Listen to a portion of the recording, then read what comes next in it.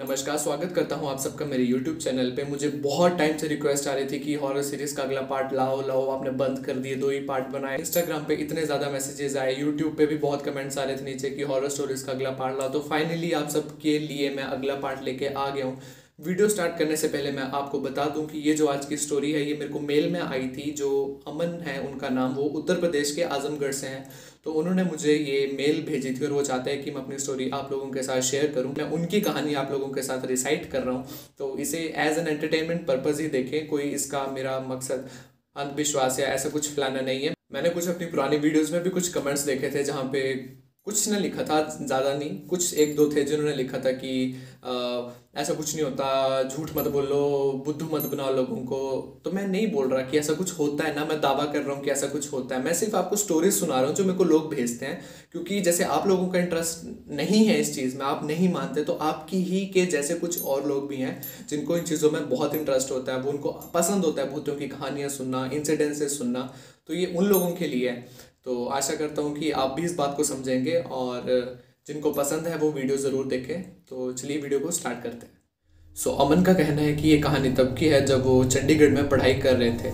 उनके कुछ दोस्त जो थे वो गुड़गांव में थे, तो उनका अचानक से प्लान बना उनके फ्रेंड्स का कि हम हिमाचल जाएंगे घूमने, बीड़ बिलिंग और बैजनाथ में जो है, तो वहाँ पे घूमेंगे, चौगान वगैरह। जैसे ही इनको पता लगा कि ये घूमने जा रहे हैं तो इनका भी मन किया कि मैं भी घूमने जाऊँ।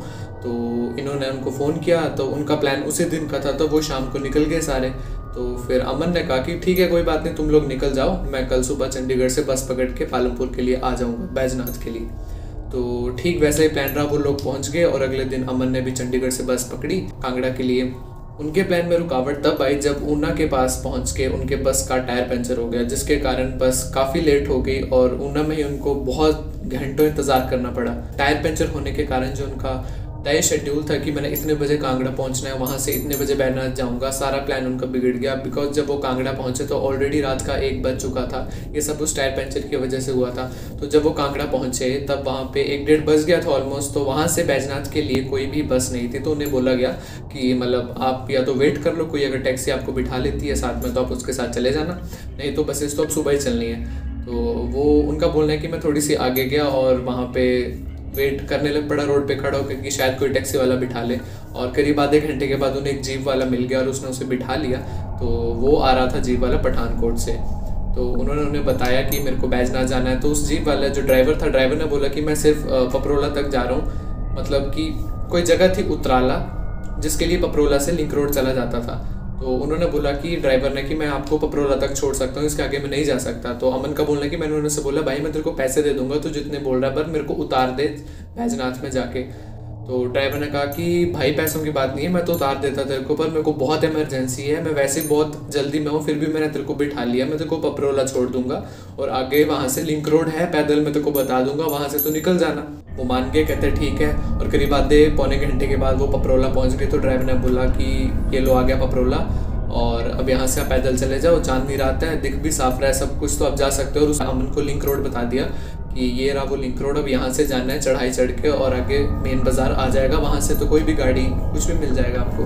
तो अमन का बोलना है कि मैं उतरा वहाँ से, तो मेरे को ड्राइवर ने रास्ता बता दिया था कि आगे एक रेलवे ब्रिज आएगा और एक नॉर्मल ब्रिज है, किसी भी रास्ते से जाना है, खड़ी चढ़ाई है ऊपर को, उस चढ़ाई को पार करते ही बाज़ार शुरू हो जाएगा। तो उनका बोलना है कि मैं उतरा, पर पहले मैं डिसाइड कर रहा था कि मैं नॉर्मल जो ब्रिज है उससे जाऊं कि रेलवे वाले से जाऊं। तो उन्होंने सोचा कि मैं रेलवे वाली लाइन से ना जाऊं, क्योंकि वहाँ पे जंगल झाड़ियाँ काफ़ी थी और जीव जंतु यानी कि एनिमल्स वगैरह और सांप वगैरह का भी खतरा था। तो उन्होंने नॉर्मल दूसरे पुल से जाना ठीक समझा। तो अमन ने बोला कि मैं जा रहा था ऐसे ही, और जब मैंने पीछे मुड़ के देखा तो बड़ा ही सुंदर व्यू था वहाँ का। इतनी चांदनी रात थी, नीचे एक्चुअली नदी भी थी और नदी में पानी बह रहा था और वो प्यारी सी आवाज़ें जो पानी की पत्थर से जब वो टकराता है वो आवाज़ आ रही थी। और कहते बहुत सुंदर व्यू था। कहते मैं चलता रहा और मेरे को वो रास्ता ऑलमोस्ट दिख गया जो खड़ी चढ़ाई ड्राइवर ने बताई थी कि यहाँ से मेरे को ऊपर जाना है। कहते मैं वहाँ तक पहुँचा, पर मैंने सोचा कि एक बार फिर देख लूँ इस नज़ारे को, पता नहीं दोबारा कब नसीब होगा। तो कहते मैं जैसे मुड़ा तो जो नीचे रेलवे ब्रिज था, मेरे को ऐसे लगा कि उस रेलवे ब्रिज के नीचे कोई उल्टा खड़ा हुआ है। तो कहते पहले मैंने ध्यान नहीं दिया, पर मैं थोड़ा सा आगे चला, मेरा फिर मन में मेरे को वो हुआ कि मैं एक बार देखूँ पीछे मुड़ के क्या था वो। कहते जब मैं दोबारा मुड़ा तो वो चीज़ और बड़ी हो गई थी और वो रेलवे ब्रिज के नीचे उल्टी खड़ी हुई थी। और जहाँ तक मेरे को लगा कि वो एक औरत थी जिसके बाल खुले थे, उसके पाँव ऐसे रेलवे ब्रिज से लगे हुए थे और वो उल्टी खड़ी थी और बाल उसके हवा में थे। कहते मैं इतना डर गया, मुझे कुछ नहीं समझ आ रहा था और वो धीरे धीरे करके मेरी तरफ चल रही थी, आ रही थी मतलब उस रेलवे ब्रिज से। कहते मैं इतना डर गया, मेरे को सांस आना बंद हो गया। मैं भागा, जितनी तेज़ मैं भाग सकता था मैं उतनी तेज़ भागा और वो जो खड़ी चढ़ाई ड्राइवर ने बताई थी उस चढ़ाई पे मैं सीधा भाग गया ऊपर। और पीछे से अलग अजीब अजीब सी आवाज़ें आने लग पड़ी, कोई रो रहा है, कोई कुछ, कोई मतलब अजीब सी आवाज़ें थी। जैसे मैं ऊपर पहुंचा बड़ी मुश्किल से एक गाड़ी दिखी उनको, वाइट कलर की, शायद ऑल्टो होगी उनका कहना, उन्हें भी याद नहीं कौन सी गाड़ी थी। वो आ रही थी उनकी तरफ और मैंने कुछ नहीं देखा और मैं सीधे जाके रोड के बीच में खड़ा हो गया कि भाई मेरे को बिठा लो। और वो गाड़ी ने एकदम से ब्रेक मारी, मैंने कुछ नहीं देखा और फटाफट पिछली वाली सीट का दरवाजा खोला और चुपचाप जाके बैठ गया। मेरे साथ वाली सीट पे कोई बुजुर्ग महिला बैठी थी और आगे ड्राइवर था और उसके लेफ्ट वाली सीट पे शायद वो बुजुर्ग जो आदमी था वो उस महिला का पति होगा। मेरे को अजीब सा तब लगने लगा जब जैसे ही मैं बैठा वो एकदम से एक दूसरे को सारे घूरने लग पड़े और तीनों ने एकदम से मेरी तरफ देखा और मुझे घूरने लग पड़े और मेरे को तो बड़ा अजीब सा लगने लगा और उन्होंने अचानक से रोना शुरू कर दिया। मैं समझ गया कि यहाँ पे भी कुछ गड़बड़ा और मैंने फटाफट दरवाजा खोला और जोर से बंद कर भागने लग पड़ा। जैसे मैंने भागना शुरू किया पीछे से इतनी ज़ोर से रोने की आवाज़ आई उसकी, वो जो 3 लोग बैठे थे इतनी ज़ोर से रोने की आवाज़ आई गाड़ी से। जैसे जैसे मैं आगे आगे भागता जा रहा था मेरे को लग रहा था वो बिल्कुल मेरे पास आ रहे हैं और कुछ देर बाद मेरे को ऐसे लगा कि जैसे वो कार खाई में गिर गई, या ऐसी आवाज़ आई जैसे वो कार गिर गई है नीचे और एक बड़ी रोने की और चिल्लाने की आवाज़ आई, बड़ी अजीब सी। और जैसे तब तक मैं ऊपर पहुंच गया था और मैंने देखा कि जो नीचे खड्ड मैंने देखी हुई थी वहाँ पे मेरे को 2 मंदिर दिखे और मैंने कुछ नहीं देखा। मैं सीधे, जबकि मेरे को उन्हीं रेलवे वाली लाइन से जाना था पर वो रास्ता थोड़ा दूसरी तरफ से था तो मैंने कुछ नहीं देखा, ना मैंने रेलवे लाइन की तरफ देखा ना मैंने ऊपर देखा। मैं सीधा भागता हुआ गया और उन जो नीचे 2 मंदिर थे वहाँ पे जाके सीधा मंदिर के दरवाजों को पीटने लग पड़ा जोर जोर से और अंदर से 2 साधु निकले।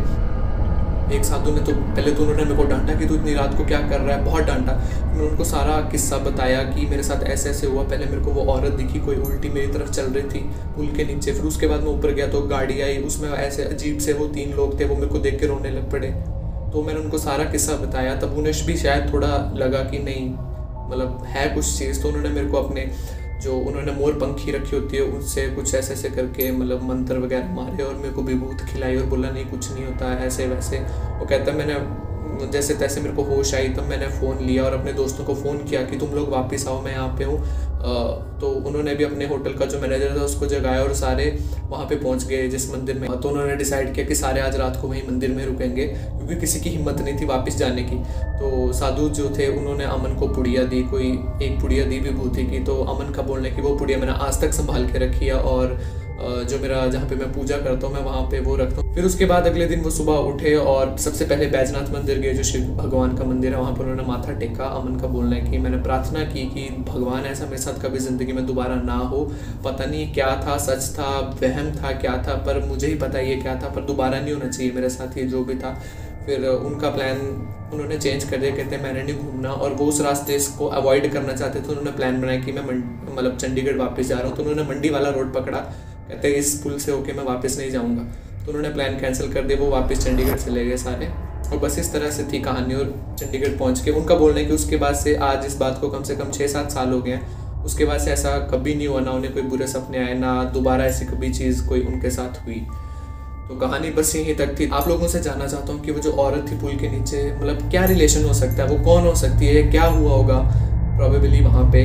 और जो वो गाड़ी में 3 लोग बैठे थे वो क्यों एकदम रोने लग पड़े, या क्या हुआ कि पीछे से एकदम से आवाज़ आई, या शायद क्या उनकी गाड़ी का एक्सीडेंट हुआ था उस जगह पे, वहाँ पे खाई में गिरी थी वो, कुछ ऐसा सीन मेरे को लगता है या ऐसा हो सकता है। आप लोगों को क्या लगता है? तो इसी के साथ आज की वीडियो को ख़त्म करते हैं। और अगर आपके पास भी कुछ बहुत इंटरेस्टिंग स्टोरीज़ हैं जो आप चाहते हो कि मैं आप सबके साथ शेयर करूं यूट्यूब पे, तो मैं स्क्रीन पे अपनी ईमेल आईडी दे रहा हूं, आप मेरे को मेल कर सकते हो अपनी स्टोरीज़, और इंस्टाग्राम आईडी भी दे रहा हूं, आप मेरे को मैसेज में भी बता सकते हो। तो जल्दी हाजिर होऊंगा अगली हॉरर स्टोरी लेके। तो आशा करता हूँ आपको मेरी वीडियो अच्छी लगी होगी तो चैनल को लाइक करना, सब्सक्राइब करना, कॉमेंट करना। बहुत बहुत शुक्रिया।